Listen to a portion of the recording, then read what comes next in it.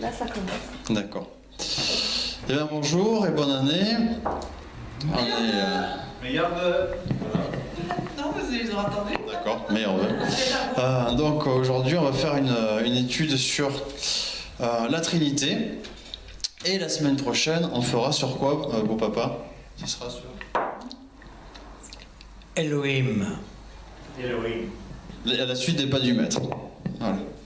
Et puis comme on a trouvé maintenant comment mettre en scanner les pas du maître, les feuilles comme ça, des enseignements que fait beau papa, et ben pas de problème, on les mettra. Par contre, ce que je fais moi, voilà, donc on les mettra pas, parce que ça ressemble à rien. Voilà. On va commencer. Est-ce que quelqu'un peut prendre Matthieu 28, 19? On va prier peut-être d'abord. Tu veux prier pour papa? Il faudrait peut-être, oui. Ouais. Alors pour cette première réunion, Seigneur, eh bien, bénis notre petite réunion et puis guide-nous tout au long de l'année. Nous t'offrons cette année et même si aujourd'hui c'est le Shabbat, eh bien, nous pensons à toi et nous nous confions à toi. Alors guide notre Père qui va nous enseigner sur la Trinité. Ah ben il fait la Trinité, puis moi je vais faire les prochaines séances des pas du maître, c'est aussi la Trinité, Père, Fils, Saint-Esprit. Donc ça se complétera l'un l'autre. Voilà, Amen. Tu compléteras les trous que j'aurais laissés. Plus de nouvelles choses. Alors, quelqu'un peut nous lire Matthieu 28, 19? Ouais, ou pas en fait? Alors, Matthieu 28, 19. Oui.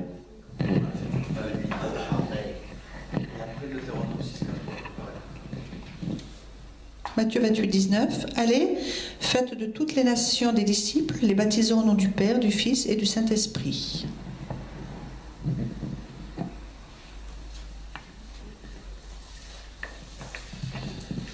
Alors, donc les dernières fois, nous avons vu qu'on peut connaître Dieu, puisqu'il est une personne, mais aussi qu'on ne peut entièrement le comprendre, car il est infini, mais personne... pardon, excusez-moi. Les petits oiseaux dans la poche. On va vérifier que cette chose affreuse est éteinte. Voilà. Voilà. Donc les dernières fois, je disais, on a vu que l'on ne peut connaître Dieu puisqu'il est une personne, mais aussi qu'on ne peut entièrement le comprendre, car il est infini. Mais alors la nature trinitaire de Dieu, voilà qui est très dur à appréhender. Dieu est un et Dieu est trois. La Bible nous dit clairement qu'il existe un seul Dieu. C'est Deutéronome 6.4. Il y a quelqu'un qui l'a? Et après, pour quelqu'un pour préparer les 45.5. Deutéronome 6.4. Écoute, Israël, l'Éternel ton Dieu est le seul éternel. Quelqu'un pour préparer Ésaïe 45.5. Voilà, donc Dieu interdit formellement d'adorer qui ou quoi que ce soit d'autre que lui. L'homme s'est inventé d'autres dieux, créés par ses mains ou son esprit, mais en fait c'est des faux dieux. Donc on va lire Ésaïe 45, verset 5.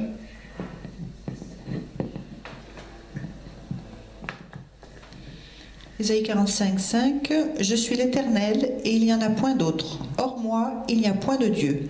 Je t'ai saint avant que tu me connusses.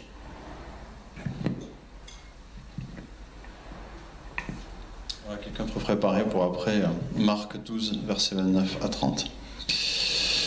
Donc oui, on va lire justement Marc 12, verset 29 à 30, et après on lira Jean 17, verset 3. Et là, on va voir ce que nous dit les paroles de Jésus. Et après, on verra ce que nous dit Jésus. Et après, on verra ce que nous dit Paul.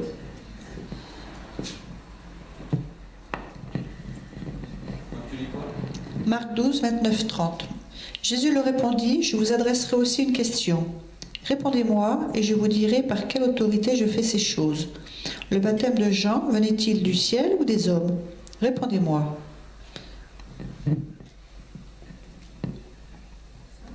C'était ça. Et Jean 17, 3. Or, la vie éternelle, c'est qu'ils te connaissent, toi, le seul vrai Dieu, et celui que tu as envoyé, Jésus-Christ. D'accord. Ben, regardez, et voyons ce que nous dit Paul en 1 Corinthiens 8, 4 à 6.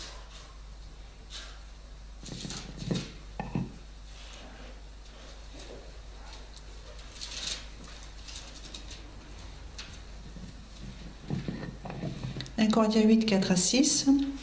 Pour ce qui est donc de manger des viandes sacrifiées aux idoles, nous savons qu'il n'y a point d'idole dans le monde et qu'il n'y a qu'un seul Dieu. Car s'il est des êtres qui sont appelés dieux, soit dans le ciel, soit sur la terre, comme il existe réellement plusieurs dieux et plusieurs seigneurs. Néanmoins, pour nous, il n'y a qu'un seul Dieu, le Père, de qui viennent toutes choses et pour qui nous sommes, et un seul Seigneur Jésus-Christ, par qui sont toutes choses et par qui nous sommes. »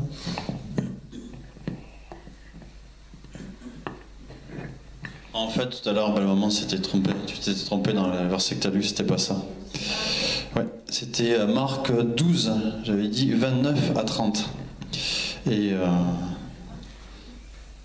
en fait, c'est Jésus répondit, voici le premier, au niveau des commandements, parce qu'il y a quelqu'un qui lui dit, quel est le plus grand commandement? Et Jésus lui dit, écoute Israël, le Seigneur notre Dieu, le Seigneur est un.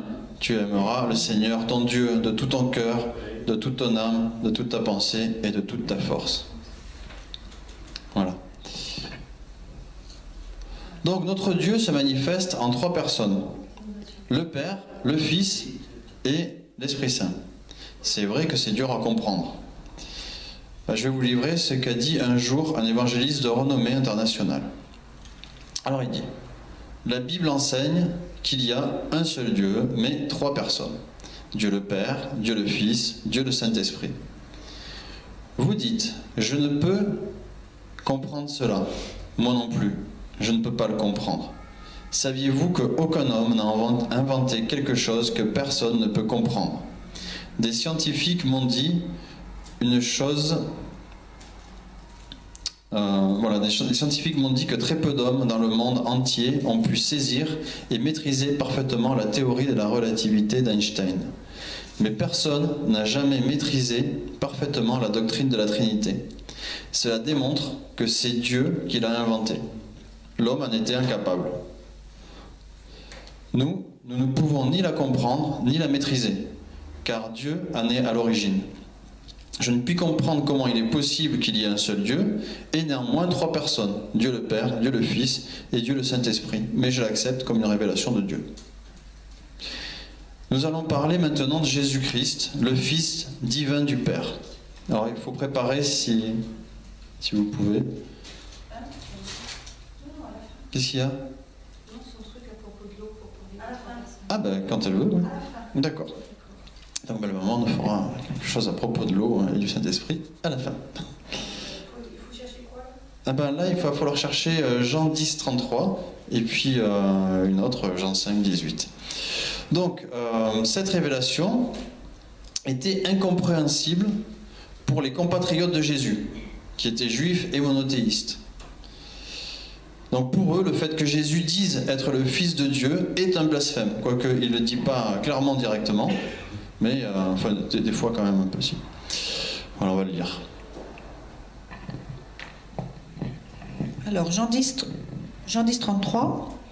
Les Juifs lui répondirent, « Ce n'est point pour une bonne œuvre que nous te lapidons, mais pour un blasphème. Et parce que toi, qui es un homme, tu te fais Dieu. » Et Jean 5, 18. Voilà pourquoi les Juifs cherchaient encore plus à le faire mourir. Parce que non seulement il violait le sabbat, mais il appelait aussi Dieu son propre Père, se faisant lui-même égal à Dieu. Voilà, il faudrait chercher aussi Jean 10, 30 à 31 et Jean 8, 58 à 59. Donc là, on a vu que quand Jésus lui parle, il ne dit pas forcément qu'il est Dieu, mais les gens autour de lui, ils ont une telle culture de l'Ancien Testament qu'ils le comprennent tout de suite, quoi. Et ils ne cherchent pas midi à 14h. Ils savent, toi, on va te lapider. Donc ils comprennent bien. Des fois, il y a des gens qui disent, oui, Jésus n'a pas dit qu'il était Dieu, etc. Mais attention, les gens, ils comprennent bien ce qu'ils disent. À l'époque, les gens comprenaient tout à fait ce que disait Dieu, ce que disait Jésus. Donc, les révélations de Jésus sur sa personne suscitent de vives réactions. On va le lire. Alors, Jean 10, 30 et 31. Moi et le Père, nous sommes un. Alors les Juifs prirent de nouveau des pierres pour le lapider. Et Jean 8, 58 à 59, c'est ça? Jésus leur dit, en vérité, je vous le dis, avant qu'Abraham soit né, je suis. Là-dessus, ils prirent des pierres pour les jeter contre lui.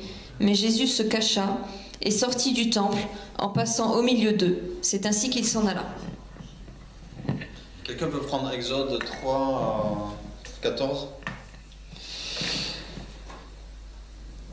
Donc le « je suis » que Jésus utilise, c'est le nom à travers lequel Dieu s'est révélé à Moïse. Donc dans Exode 3 à 14, on voit ça. Je sais pas ce que je fais. J'essaie de ranger les choses. Donc, Exode 3, 14. Dieu dit à Moïse, « Je suis celui qui suis. » Il ajouta, « Voici ce que tu diras aux Israélites. Je suis m'a envoyé vers vous. » Après, il faudra préparer Matthieu 16, 16 et Jean 20, 27. Donc Jésus affirme être l'Éternel. Lentement, mais sûrement, les disciples acceptent la vérité. Malgré leur raisonnement, ils admettent que Jésus est d'origine divine. Parce que Pierre est celui qui le confesse en premier. Donc, celle qui a prévu Matthieu. Alors, Matthieu 16, 16. Simon-Pierre répondit, « Tu es le Christ, le Fils du Dieu vivant. » Jean 20, 27 à 29. Jean 20, 27 à 29.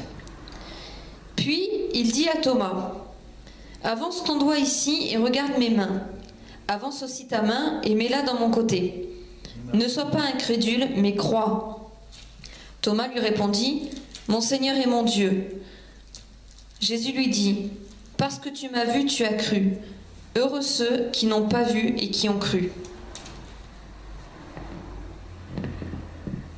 Voilà, donc le plus lent à s'en rendre compte, eh ben, c'est Thomas. Et il faut qu'il voie Jésus ressuscité pour comprendre. Jean a écrit son évangile pour que nous sachions qui est Jésus. C'est Jean chapitre 20, verset 31. Et dans l'introduction, il résume la vérité de la Trinité. Ça sera Jean chapitre 1, verset 12 et 1,14. Tu l'as, belle maman, le premier ?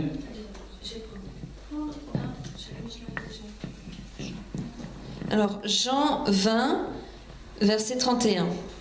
« Mais ceux-ci ont été décrits afin que vous croyiez que Jésus est le Messie, le Fils de Dieu, et qu'en croyant, vous ayez la vie en son nom. »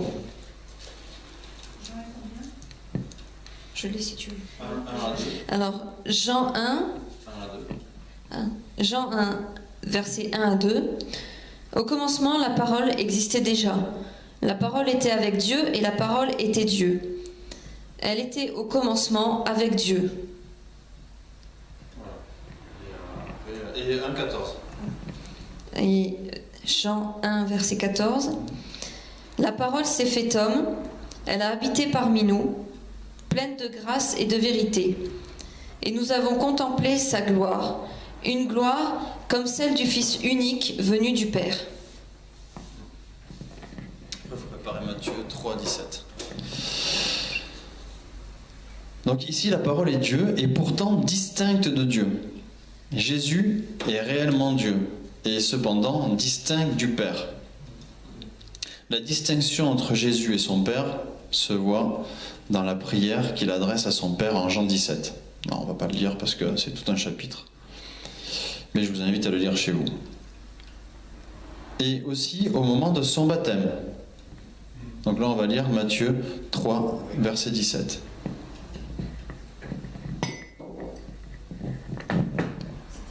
Matthieu 3, 17. Et voici une voix fit entendre des cieux ces paroles.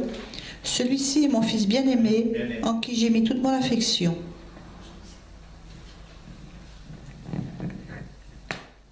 Voilà.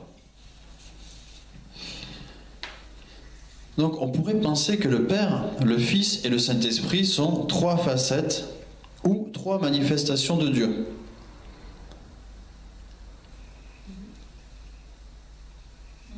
Excusez-moi.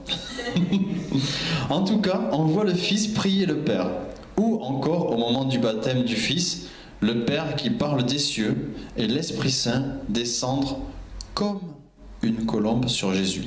J'en profite pour rappeler que comme, ça veut dire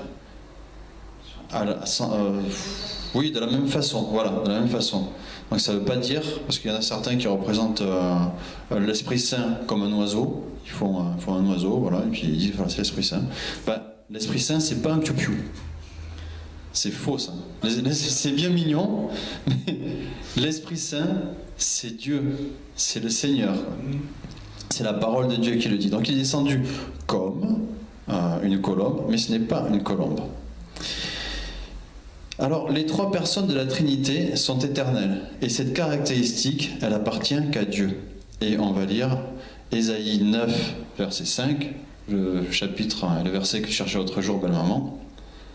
Et puis, Ésaïe 9, verset 5, et derrière, Hébreux 9, verset 14, et aussi Hébreux 13, verset 8.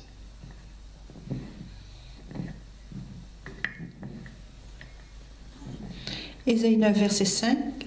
Car un enfant nous est né, un fils nous est donné, et la domination reposera sur son épaule. On l'appellera admirable, conseiller, Dieu puissant, Père éternel, prince de la paix.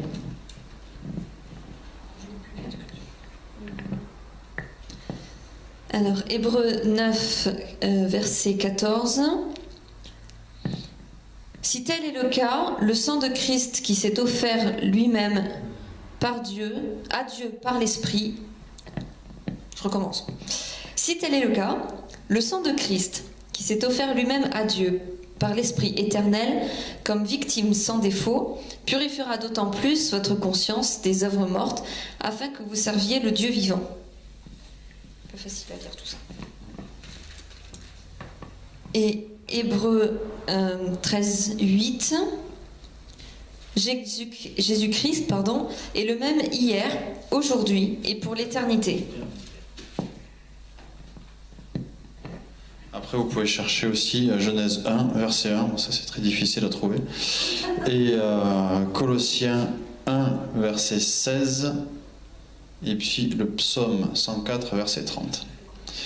Donc, ces trois personnes accomplissent les œuvres que seul Dieu peut faire.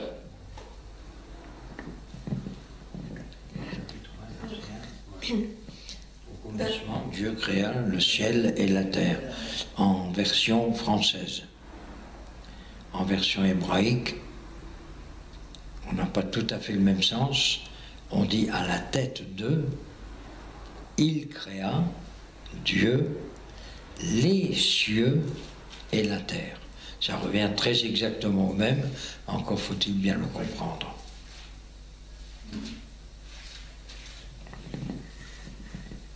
Merci, beau papa.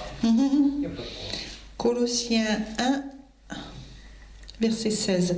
Car en lui ont été créées toutes les choses qui sont dans les cieux et sur la terre, les visibles et les invisibles, trône, dignité, domination, autorité. Alors, précise en qui? Tout a été par lui et pour lui. En qui dit le texte? Parce que c'est vrai que j'ai oublié de dire que... C'est marqué en lui, donc c'est sous-entendu en Christ.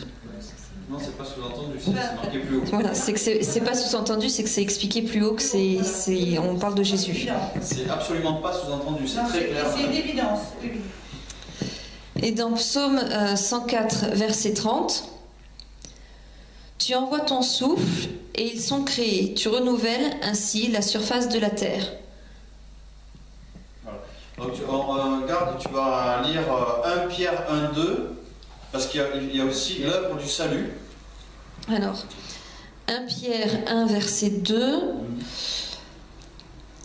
À vous qui avez été choisis, conformément à la préscience de Dieu le Père, et conduits à la sainteté par l'Esprit, afin de devenir obéissants et d'être purifiés par le sang de Jésus-Christ. Que la grâce et la paix vous soient multipliées. Voilà, vous pouvez chercher aussi Jean 14, versets 16 à 17. Et aussi versets 20 et 23. Et là, on va lire la communication de leur présence dans nos vies.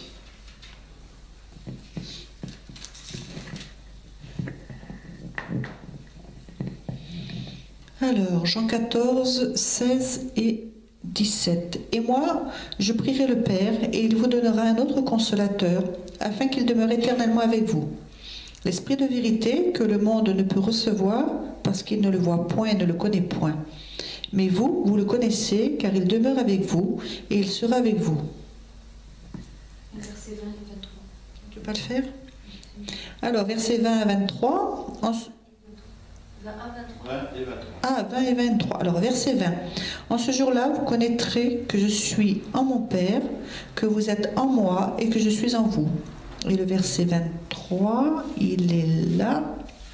Jésus lui répondit, si quelqu'un m'aime, il gardera ma parole et mon Père l'aimera. Nous viendrons à lui et nous ferons notre demeure chez lui. Voilà, j'en profite parce que j'ai encore écouté une bêtise aujourd'hui. Un de mes collègues de travail qui va à la boxe maintenant, en contact avec beaucoup de musulmans que nous respectons, mais soit les personnes qui lui ont dit certaines choses sont très bêtes, soit elles sont d'une mauvaise foi accablante. Parce qu'elles lui ont dit Jésus n'est pas le dernier prophète, et pour eux c'est même pas Dieu. Et il a dit le dernier c'est Mahomet, celui qui a annoncé dans l'évangile, quand il est dit en Jean 14, c'était ça, Jean 14 verset 16 à 17. Et moi je prierai le Père et il vous donnera un autre consolateur. Et là, stop, ils arrêtent la phrase. Et ils disent, c'est Mahomet. Alors, soit ils sont complètement stupides, parce qu'ils répètent quelque chose, ils rabâchent quelque chose qu'on leur dit, mais sans avoir vérifié eux-mêmes, parce que s'ils avaient vérifié eux-mêmes dans la Bible, ils sauraient la suite, et ils diraient, oh, tu m'en prends un jambon, qu'est-ce que tu me racontes? Donc, non. Ou alors, ils sont d'une mauvaise foi accablante, parce qu'ils connaissent la suite. Un autre consolateur qui soit éternellement avec vous, virgule, l'esprit de vérité que le monde ne peut pas recevoir parce qu'il ne le voit pas et ne le connaît pas, mais vous, vous le connaissez parce qu'il demeure près de vous et qu'il sera en vous. On parle bien de l'Esprit Saint, l'esprit de vérité, l'esprit de Dieu. Et donc voilà, donc sinon ils sont d'une mauvaise foi accablante. Le problème qui est à résoudre avec les musulmans, pas avec les arabes, hein, les musulmans, ceux qui appliquent ou qui pensent appliquer l'islam, c'est que dans le Coran, il a pris la précaution, Mahomet a pris la précaution de dire il ne faut pas poser de questions, il faut faire exactement ce que l'on dit. C'est ainsi que lorsque des gens arrivent à se poser des questions, dire tiens mais pourquoi il a dit ci, pourquoi il a dit ça, immédiatement ils sont exclus de l'islam, car l'islam ne souffre pas de questions, alors que nous, nous avons des questions.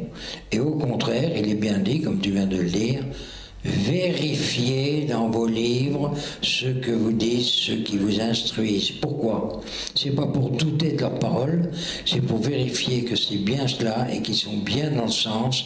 Et s'ils se trompent, ça arrive, eh ben, on peut les reprendre et on peut recaler toute la suite.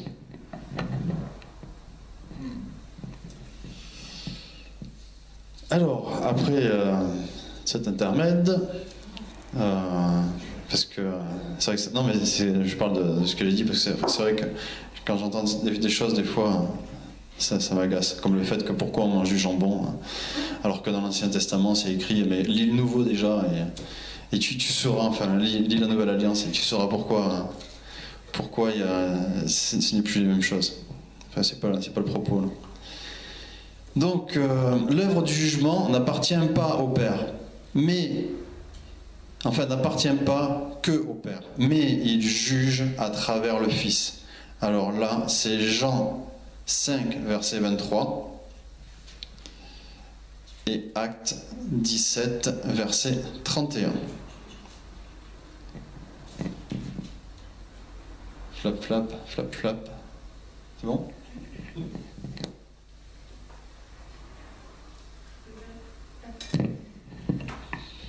Alors, Jean 5, verset 23. Afin que tous honorent le Fils comme ils honorent le Père. Celui qui n'honore pas le Fils n'honore pas le Père qui l'a envoyé. Et Acte 17, 31.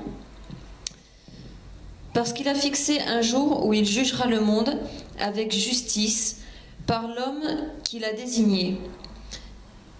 Il en a donné à tous une preuve certaine en le ressuscitant.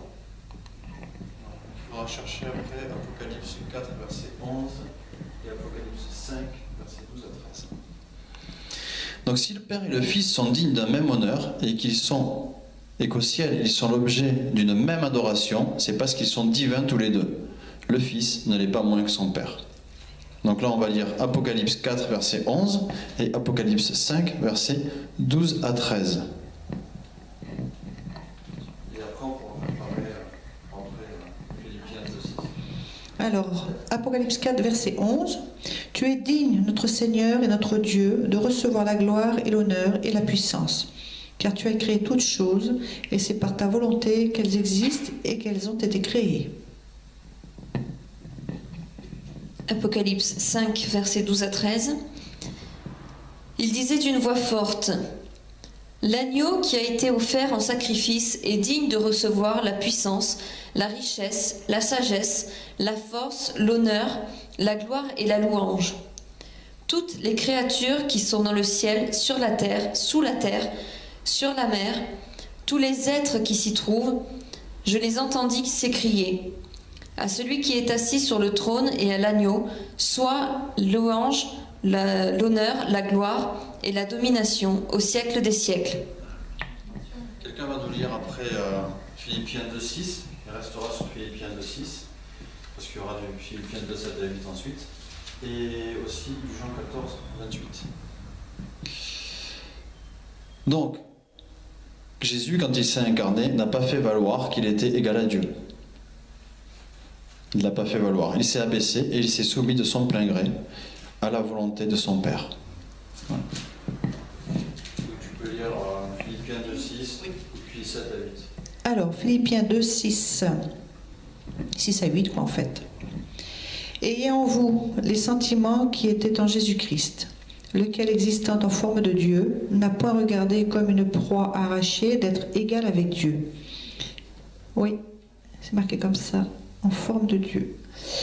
Mais s'est dépouillé lui-même en prenant une forme de serviteur, en devenant semblable aux hommes, et ayant paru comme un simple homme. Jusqu'à combien ? Il s'est humilié lui-même, se rendant obéissant jusqu'à la mort, même jusqu'à la mort de la croix. Et Jean 14, 28, j'ai perdu le verset. Il est où ? Là. Je l'ai retrouvé. Jean 14, 28.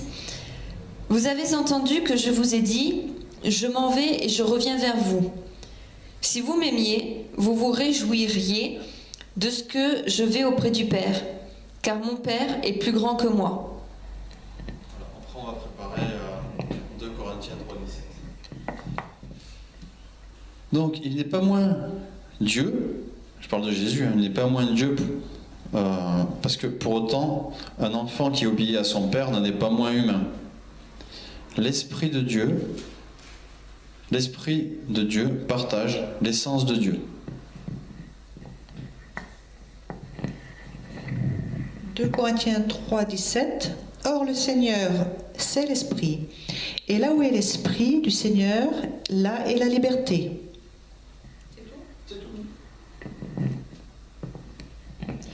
Donc le but de son œuvre, c'est de nous unir à Dieu en nous communiquant, en communiquant la vie divine à nos esprits humains. Il nous amène à glorifier le Christ et à connaître le Père. Où est-ce que j'en suis?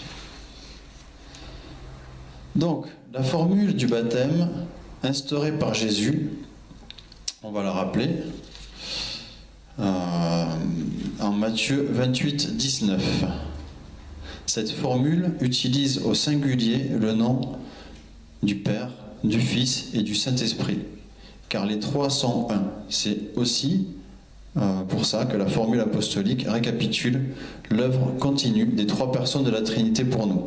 Donc vous lirez aussi, s'il vous plaît, 2 Corinthiens 13, 13. 28, 19, vous voulez dire? Matthieu 28, 19 et 2 Corinthiens 13, 13. Alors, Matthieu 28, 19. Allez, faites de toutes les nations des disciples, les baptisant au nom du Père, du Fils et du Saint-Esprit. 18 et 19 ou que 19? 28, 19. Oui, c'est ça, c'est bon. Alors, je suis allée trop loin. 2 Corinthiens 13, 13. Que la grâce du Seigneur Jésus-Christ, l'amour de Dieu et la communion du Saint-Esprit soient avec vous tous. Voilà, c'est ça. Et bien maintenant, on va passer aux petites questions. Moi, de toute façon, j'ai pris mon temps, j'ai déjà pris mes réponses. Alors, donc, attention. Jusqu'où est-il possible de comprendre la Trinité? Impossible à vue humaine. Faut la foi pour ça. Ah, excuse-moi. Jusqu'où est-il bon et possible de comprendre la Trinité? Vous pouvez répéter la question? Oui, parce qu'il y a un certain moment où c'est mauvais. C'est mauvais d'aller chercher trop loin. Tu peux Jusqu'où est-il bon et possible de comprendre la Trinité? Bon, papa, il a une idée. Alors, comme vient de dire Gladys, c'est un peu bloquant. Parce qu'on ne peut pas. On n'arrive pas. Quoique, dans les prochaines études, on verra autre chose. Mais on n'arrive pas à imaginer que le Père soit le Fils et que le Fils soit également au Père. Ça bloque un peu. Par contre, si l'on étudie sa Bible, petit à petit, il va nous être révélé certaines choses. Et ces choses vont nous révéler l'existence de l'Éternel. Alors jusqu'où est-il bon? Eh bien, toutes les questions sont bonnes à poser. J'en veux pour preuve. Si certains font des sports martiaux, on leur dit bien de s'inspirer de l'esprit du maître. Alors pourquoi dans les sports martiaux ça marcherait et que dans la Trinité ça ne marcherait pas? Il y a quelque chose qui ne colle pas. Alors ou on accepte l'un et on réfute l'autre, ou on dit bon ben d'accord, on n'a rien compris, c'est tout. Seulement ce qui est beaucoup plus compliqué à dire, c'est que justement on n'a rien compris. Alors, pour pouvoir comprendre cela, moi je vous reporterai à une autre étude qui se fera sans doute la semaine prochaine. Et puis, vous verrez que tout ça, même si on ne s'est pas concerné avant, eh bien, tout ça ne fait qu'un bloc. Et comme disait un certain, Qu'est-ce qui prouve que Dieu existe? Rien. Rien. Parce qu'il y a un bonhomme qui a fait un grand discours sur l'évolution, il a fait une démonstration nickel, mais il a oublié un petit détail.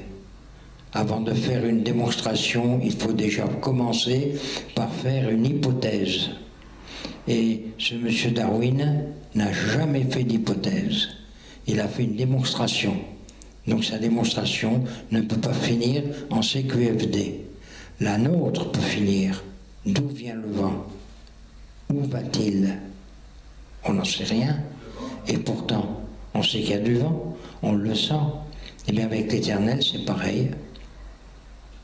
Où on accepte parfois de croire en lui, où on n'accepte pas.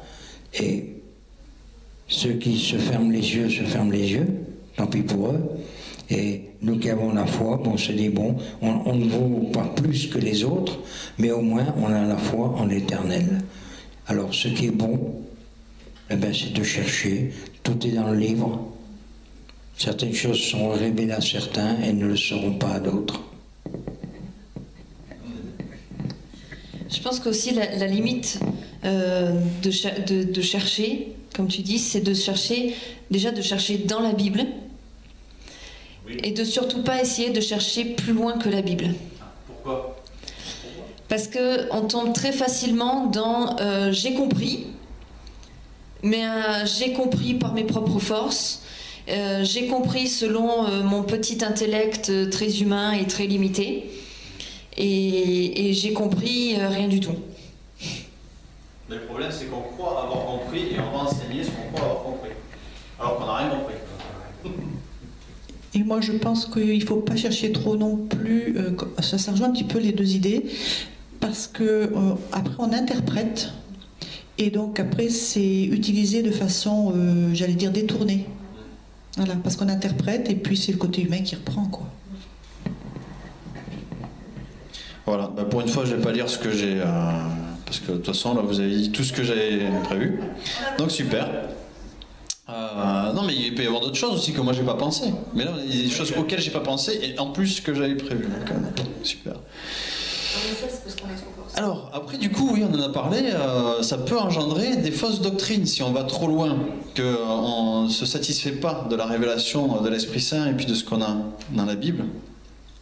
Alors, on peut aller trop loin et tomber dans des fausses doctrines. Alors, on va en parler de deux fausses doctrines. Et puis, je vais vous demander comment on peut réfuter la première, qui est le Père est seul Dieu. Quelqu'un a une idée?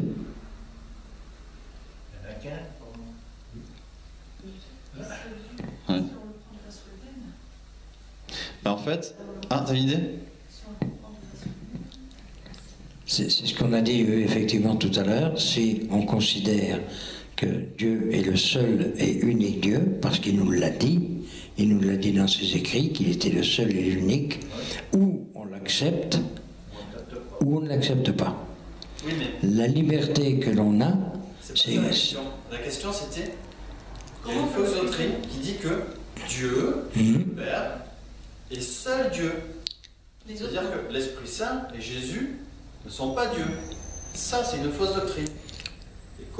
Alors, faisons attention à cela, parce que, justement, Dieu est en Trinité. Il est également Fils et également Saint-Esprit. On le croit ou on ne le croit pas. Jusqu'où ça va, aucune démonstration n'est possible. Nous le saurons que lorsqu'on se présentera.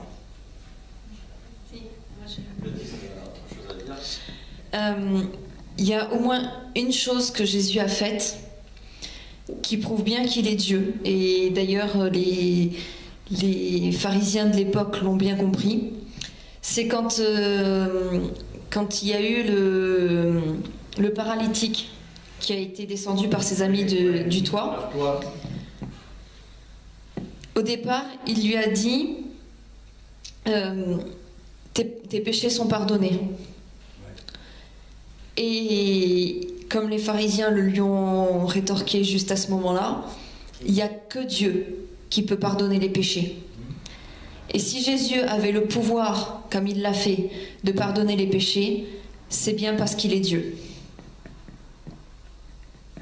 Voilà, ça c'est vrai. Puis, comme Saint-Esprit, et Jésus nous a enseigné à prier le Père par son Esprit et en son nom. Dans Hébreu, on a lu que Jésus, enfin dans Hébreu, on peut lire que Jésus est sacrificateur éternellement. Dans Apocalypse 22.3, on voit qu'ils, enfin, on peut se poser la question quand même. Est-ce qu'ils sont sur le même trône? Ceux qui le servent, servent quoi? Qui? Le trône, l'agneau ou Dieu?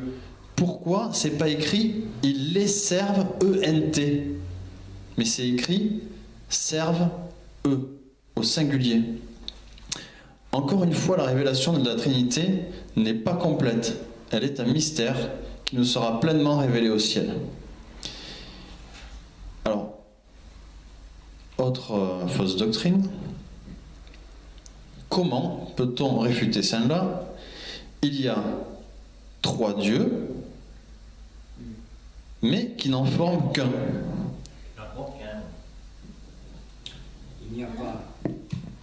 Il n'y a pas 3 dieux, il y a 3 formes de Dieu.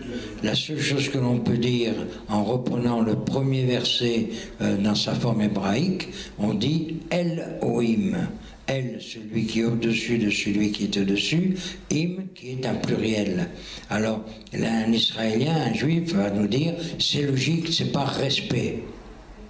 Mais il y a tellement de Im par respect que ça ne devient plus un respect, ça devient une nécessité. Moïse ne pouvait pas expliquer.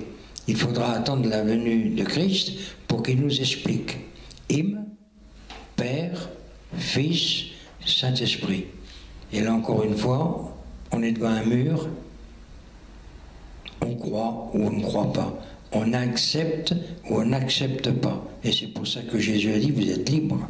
On est libre d'accepter, de ne pas accepter, on est libre de chercher, on est libre de tenter de comprendre. Et ce que certains, sans parler de religion particulière, n'ont jamais voulu essayer de faire.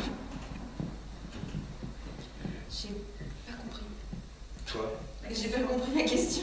T'as pas compris la question. La question c'est, il y a des gens qui affirment qu'il y a 3 dieux qui n'en forment qu'un. Et en fait, ça reviendrait à du polythéisme. Et ça nierait le commandement qui est cité en Marc 12 et qui dit il n'y a qu'un seul Dieu. C'est là que ma théorie de l'eau arrive. C'est là que ta théorie de l'eau arrive? Eh ben, on va parler de ta théorie de l'eau avant de passer à la suite. Théorisons sur l'eau. C'est là que mon exemple sur l'eau arrive, parce que enseigner la Trinité aux enfants, c'est pas facile. Et c'est quelque chose qui m'est resté en mémoire, parce que je trouvais ça génial. L'eau peut être dans différents états, enfin peut être présentée sous différentes formes. Elle est liquide. Si on la met au froid, elle se solidifie. C'est des glaçons. Et si on la fait chauffer, il y a de la vapeur. Et donc elle est sous forme gazeuse. C'est 3 états différents, mais c'est toujours de l'eau. Et pour expliquer ça aux enfants, la Trinité, on leur expliquait ça comme ça. C'est toujours de l'eau, mais sous 3 formes différentes. C'est le plus simple à expliquer, je pense. Enfin, moi, c'est quelque chose qui m'a ouvert les yeux, qui m'a beaucoup aidé. Donc finalement, c'est pas 3 dieux en un, mais c'est un Dieu qui se présente sous 3 aspects. Voilà, en fait, non, tu vas pas nous faire l'expérience et me faire cramer la nappe. D'accord. Ok, j'avais eu peur. Donc,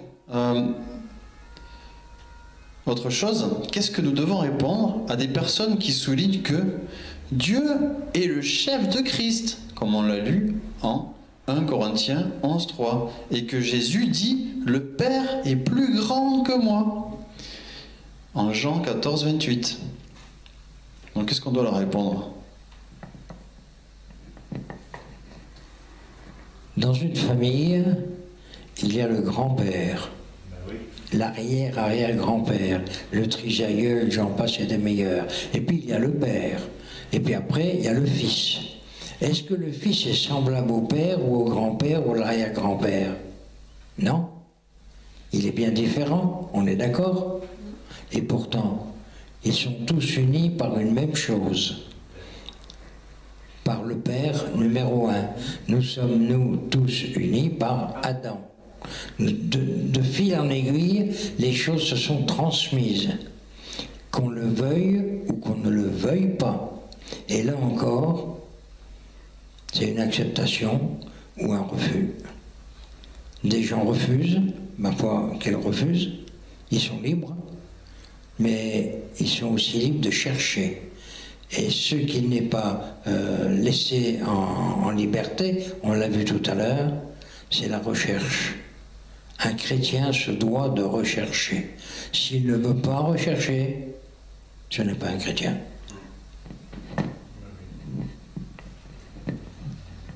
Pour moi, dire que Dieu est le chef de Christ, ça veut dire que Christ n'est pas Dieu. Ah, c'est écrit dans la parole de Dieu quand même. C'est écrit. Oui, mais attention à ce qu'on en fait. voilà. C'est un détournement. Si on le dans la version détournée, parce qu'effectivement, oui, c'est dit dans la parole de Dieu, mais faut comprendre dans quel sens ça a été dit aussi. De le sortir de son contexte pour en faire cette doctrine-là, ça revient à enlever la divinité de Christ. Or, on a bien vu au travers de ce qu'on a lu et de ce qu'on a dit que Jésus est tout aussi Dieu que le Père. Mais reste soumis aux décisions du Père. Voilà, t'as vu comment tu l'as bien élevé ta fille. Voilà, elle a suivi le bon chemin.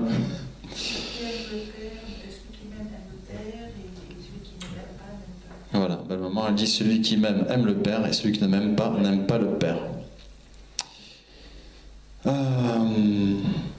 Donc nous devons leur répondre, oui, pour eux, parce qu'ils sont sur la mauvaise voie. Que Jésus n'a pas regardé à sa condition divine. Il s'est soumis de son plein gré à la volonté du Père, comme on l'a vu en Philippiens. De plus, il faut les inviter à relire Apocalypse 5, versets 12 à 13. Je crois qu'on l'a lu tout à l'heure celui-là. Hein, donc on ne va pas le relire. Et aussi les premiers versets de l'épître de Jean. On l'a vu ça. Il faut leur dire, voyez, il est écrit et la parole était Dieu. Et si vous lisez le premier chapitre en entier, on comprend que la parole, c'est Jésus. Et il faut là encore vraiment être d'une mauvaise foi accablante et mettre une vraie mauvaise volonté pour dire autre chose. Mais ils vont dire, était Dieu. C'est écrit, était Dieu, oui, mais avec un petit d. Alors là, vous avez compris de qui je parle, n'est-ce pas? Ça rigole. Alors là, donc si vous êtes comme nous, eh ben, que vous avez presque toutes les traductions de la Bible, la Chouraki, la Darby, la Seconde, la Jérusalem, la Tob, la Summer, ben vous leur mettez tout ça sur la table, hein, beau papa, n'est-ce pas? Et vous leur dites de poser leur traduction du Monde Nouveau. Et là, pourquoi les Bibles protestantes, ou traduites par un juif, ou catholiques, mettent, même par des incroyants, il y a des éditions qui sont faites par des incroyants, mais pourquoi elles mettent toutes un D majuscule? Parce que Jésus, le Fils, est Dieu au même titre que le Père. Ils sont également divins. Et si la traduction du Monde Nouveau est différente, c'est qu'elle est trafiquée. Tout simplement pour correspondre à la théologie de ceux qui la vendent ou ceux qui veulent ramasser les sous. Donc maintenant, s'ils sont convaincus après votre démonstration, eh bien, tant mieux. On peut être sûr qu'ils sont sauvés. Ben sinon, ayons confiance et prions que l'Esprit Saint les conduise au Christ à travers ce que nous leur aurons dit. Moi, ça a mis 10 ans pour que je sois convaincu. Alors pour finir, on va lire Jean 10, versets 33 à 36, Jean 5, versets 17 à 18, et 20, versets 28 à 31. 33 à 36, et à la fin c'est 20, versets 28 à 31. Donc on reste dans Jean. Alors, Jean 10, 33 à 36. Les Juifs lui répondirent, « Ce n'est point pour une bonne œuvre que nous te lapidons, mais pour un blasphème. » On l'a lu déjà tout à l'heure, ça. Et donc, ce n'est pas pour une bonne œuvre que nous te lapidons, mais pour un blasphème, et parce que c'est toi qui es un homme, tu te fais Dieu. Jésus leur répondit, « N'est-il pas écrit dans votre loi, j'ai dit, vous êtes des dieux ?» Si elle a appelé Dieu,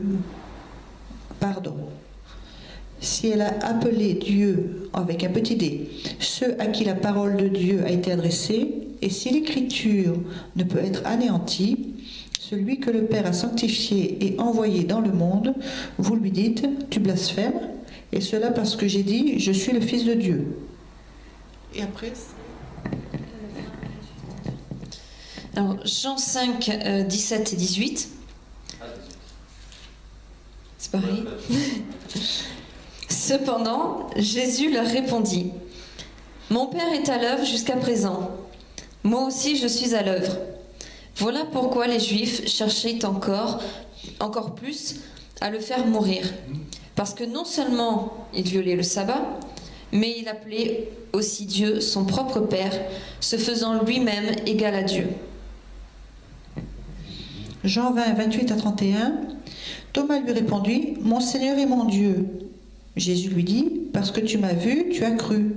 Heureux ceux qui n'ont pas vu et qui ont cru. » Jésus a fait encore, en présence de ses disciples, beaucoup d'autres miracles qui ne sont pas écrits dans le livre. Mais ces choses ont été écrites afin que vous croyiez que Jésus est le Christ, le Fils de Dieu, et qu'en croyant, vous ayez la vie en son nom. Jusqu'à...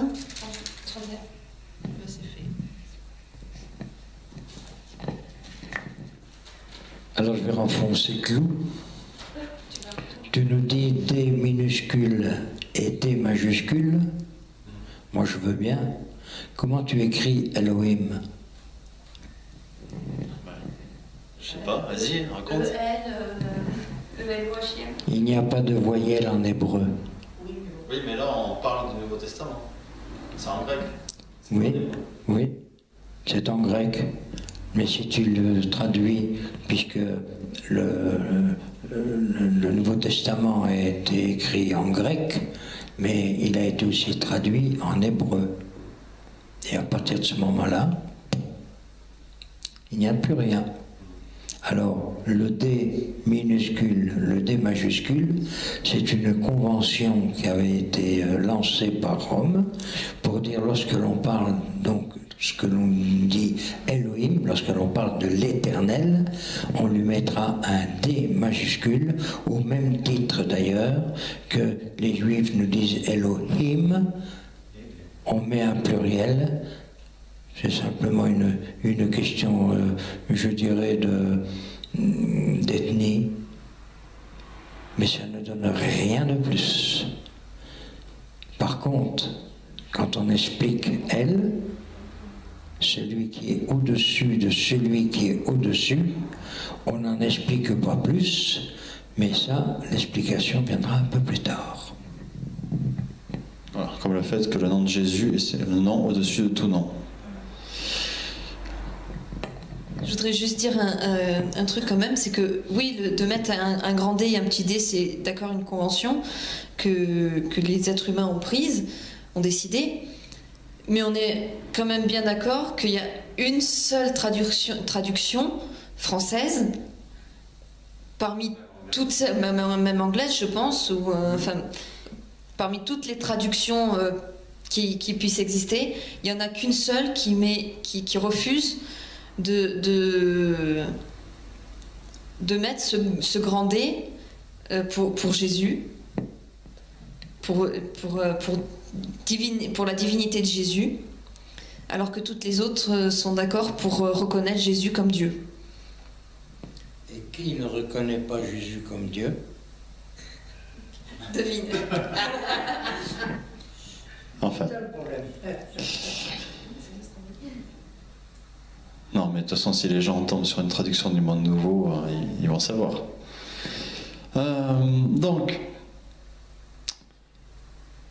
je sais aussi que certains véhiculent l'idée que la Trinité, c'est une doctrine qui ne vient pas de Dieu. Bah oui, Il y en a qui disent ça. Et c'est vrai qu'à un moment aussi, ces gens, ils ont failli me convaincre en utilisant un argument qui est: qui vous a appris à baptiser au nom du Père, du Fils, du Saint-Esprit? Mais là, alors j'aimerais dire, la personne qui dit ça, elle n'a pas lu sa Bible. C'est quand même très grave, parce que c'est Jésus lui-même. Quand, à la fin de l'évangile de Matthieu, le dernier verset. Donc c'est bien dans la Bible. Si jamais il y a des gens qui entendent ça, vérifiez le dernier verset de l'évangile de Matthieu et vous saurez qui a appris à baptiser au nom du Père et du Fils et du Saint-Esprit. Et qui donc a instauré cette formule. Donc moi, voilà, je suis bien trop ancré dans la parole pour me laisser détourner par des gens qui veulent vider les églises. Et si vous lisez chaque jour votre Bible, eh bien, et entièrement bien sûr, alors personne ne vous tiendra tête quand vous affirmerez que Jésus-Christ est Dieu et que l'Esprit Saint est le Seigneur, que l'Esprit Saint est le Seigneur et non pas sa simple force agissante. Voilà. Quelqu'un veut rajouter quelque chose et prier? Moi, je dirais que dans toutes ces études, il y a quelque chose qui pose quand même question. On ne s'est pas concerné. On n'a pas travaillé ensemble. D'accord? Et comment se fait-il qu'à chaque fois que l'on veut faire quelque chose, tac, il y a une confirmation qui arrive derrière? Les incrédules diront: ouais, bon, c'est parce que tu as tourné la page, alors bien sûr, ça se poursuit. Alors, oui, bien sûr. Une page après l'autre, ça se poursuit. Seulement, dans la Bible, le problème, c'est que du premier au dernier verset, tout se tient.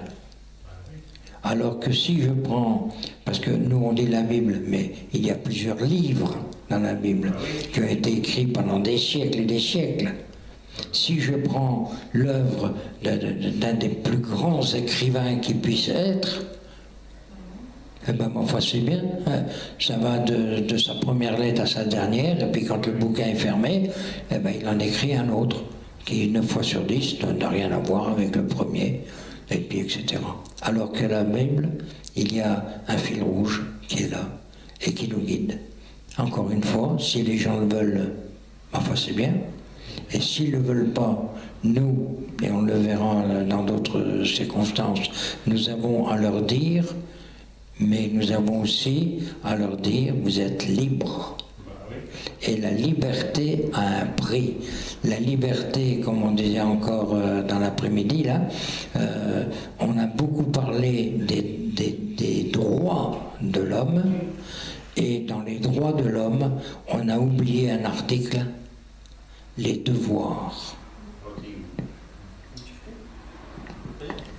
Eh bien, Seigneur, merci donc pour cet enseignement. Bénis David qui nous l'apporte. Alors, on a peut-être resté un peu inactif, ou on peut croire que l'on est resté inactif, mais c'est pas vrai. On participe pleinement, on participe parce que c'est notre conviction que l'on veut partager avec beaucoup. Alors Seigneur, demain, puisqu'il y a l'évangélisation, eh bien, que des gens dans la rue puissent poser la question: qu'est-ce que vous avez que nous, on n'a pas? Tout simplement. Et il n'est pas nécessaire d'amener les gens avec un couteau sous la gorge, mais de simplement leur dire: viens, renseigne-toi, consulte les livres. Et je voudrais dire un petit peu quelque chose à contresens. Moi, je consulte tous les livres, même les livres qui semblent dénigrer. Pourquoi? Parce que si l'on dénigre, c'est que quelque part l'on croit en quelque chose. Je ne peux pas être anti-Citroën si Citroën n'existe pas. Ça me semble évident. Pour être contre quelque chose, il faut que cette chose existe. Alors merci Seigneur. On vous dit à la semaine prochaine et Bonne soirée. soyez bénis. Bonne soirée.